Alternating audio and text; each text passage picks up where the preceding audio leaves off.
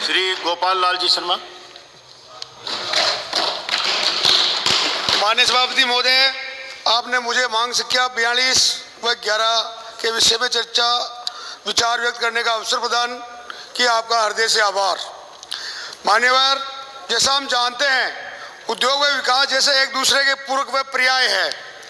जिस क्षेत्र में नए औद्योगिक क्षेत्र लगवाने की योजना बनती है, वहाँ के बेरोजगार युवाओं की आशाओं को मानो नए पंख लगने लग जाते हैं। हमारा भी भविष्य सुधरेगा, लेकिन होता क्या है, उस गांव वालों मानो उनकी जमीन जहाँ रिको बनता है उन्हें छीन लेते हैं। खेती का आसरा भी छीन जाता है। उस गांव की भूमि पर लगे उद्योगों में इस गांव वालों को रोजगार व योगक्षेम की कोई व्यवस्था नहीं रहती है। एक और तो जमीन छीन जाती है और रोजगार नहीं मिलता, वही उद्योग प्रारंभ होने लगते हैं। उसका दंश उस क्षेत्र का निवासी पूरी जिंदगी भर झेलता रहता है। मेरा निवेदन है, उस दिशा में सरकार कोई ठोस नीति बनाए जो ग्रामीण उद्योगों के लिए जमीन देते हैं और जमीन देकर प्रदूषण का दंश भी झेलते हैं। उन उद्योगों में उनके रोजगार और सामाजिक सुरक्षा की व्यवस्था सुनिश्चित हो। मेरे विधानसभा क्षेत्र में 3 रिको स्थित है, परंतु तीनों ही रिको नाम मात्र के हैं। वहाँ सरकार की कोई भी सुविधा उपलब्ध नहीं है। एक बिगौद में बहुत पुराना 30 साल पुराना रिको चालू है, पर वहाँ कोई सुविधा नहीं। एक बिचौलिया में रिको है, एक मेरे मॉडलगढ़ में भाई घोड़ा बाईपास में रिको है, पर अब तक वहाँ पे कोई भी सुविधा नाम की चीज बिल्कुल सरकार द्वारा उपलब्ध नहीं कराई गई है। मेरा क्षेत्र में सैंडस्टोन प्रचुर मात्रा में उपलब्ध है। वहाँ का रोज 100 कंटेनर विदेश में एक्सपोर्ट होते हैं, परंतु सरकार की द्वारा कोई उनको प्रोत्साहन राशि नहीं मिलती है और लाइट इतनी महंगी है तो वो वहाँ पे हर आदमी वहाँ पे वो स्ट्रगल करके आगे नहीं बढ़ पाता है।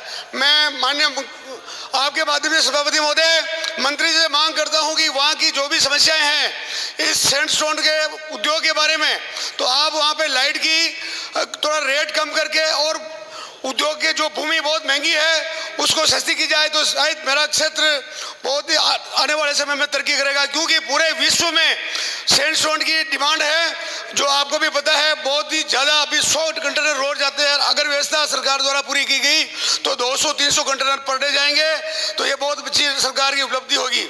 मेरे क्षेत्र में सॉफ्टस्टोन, चाइना क्ले और फेल्सपार सभी उपलब्ध है, जबकि यहाँ का माल जैसे सॉफ्टस्टोन चेन्नई, गुड़गांव जाके वहाँ पे फैक्ट्री में जाके वो प्रोसेस होता है।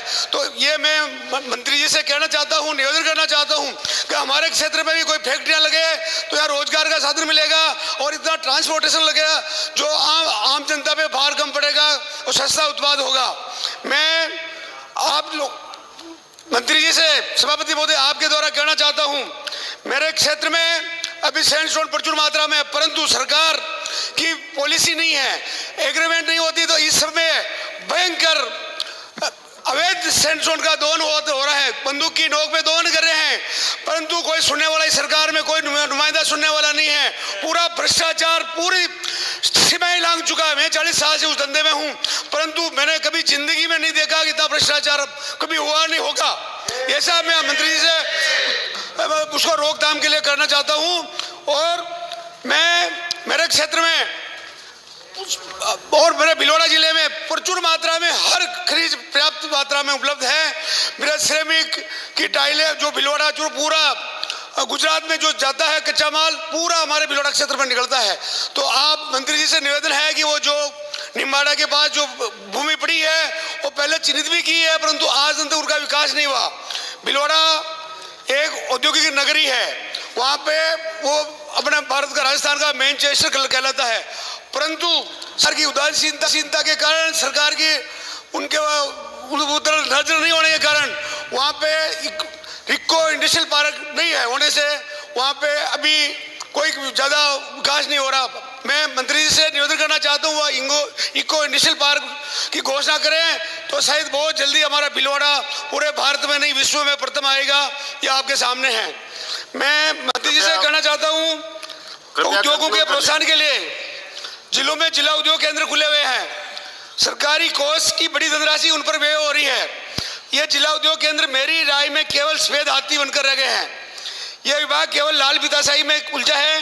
कई बार तो लगता है ये केंद्र उद्योगों को बढ़ाने के लिए है या बैरियर लगाने के लिए विचारणीय बिंदु है।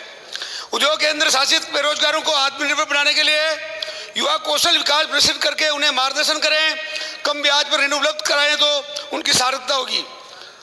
बड़े पूंजीपति तो स्वयं समर्थ है, वो तो अपना काम कैसे भी करा लेंगे, वो सामर्थ्यवान है, लेकिन जिन युवाओं को सहायता व संबल की आवश्यकता है उनका मददगार कौन बनेगा, इस पर विचार करना जरूरी है। आज सामाजिक जीवन में 2 मिनट आज सामाजिक जीवन में सामाजिक सुरक्षा उद्योग क्षेत्र की व्यवस्था युवा वर्ग की प्राथमिक आवश्यकता है या प्राथमिकता। यही कारण है कि युवा वर्ग सरकारी नौकरियों की ओर आकर्षित है। फलस्वरूप रोजगारों की कतारें बढ़ती जा रही है। अगर नीति बनाकर युवा वर्ग के उद्योगों को माध्यम से सामाजिक सुरक्षा हुए जीवन यापन का विश्वास दिला पाए तो सरकार चलाने की सार्थकता सिद्ध होगी।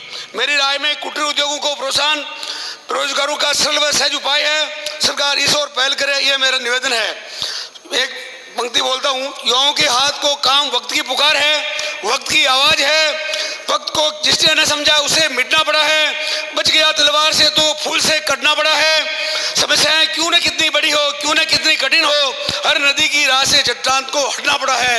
ये मैं कह के मैं मेरे विधानसभा क्षेत्र में, अब कृपया समाप्त करें आप। 1 मिनट साहब, मेरे विधानसभा क्षेत्र में मांडलगढ़ क्षेत्र में एक प्रसिद्ध सिंगोली चारधाम ऐतिहासिक मंदिर है, वो देवस्थान के अधीन में है, विभाग द्वारा वो संचालित है। वहां पर दान पात्र में और अन्य स्रोत में करोड़ों रुपए प्राप्त होते हैं, परंतु उस जगह के लिए विकास के लिए 1 पैसा भी नहीं देते हैं। या सरकार पूरा वहां का खजाना लेके मदरसाओं में और दूसरी जगहों में उस पैसे को लगा रही, पर हिंदू धर्म के देवी देवताओं के लिए 1 भी पैसा नहीं लगा रही। वहां का पैसा उल्टा हुआ लगाया जा रहा है।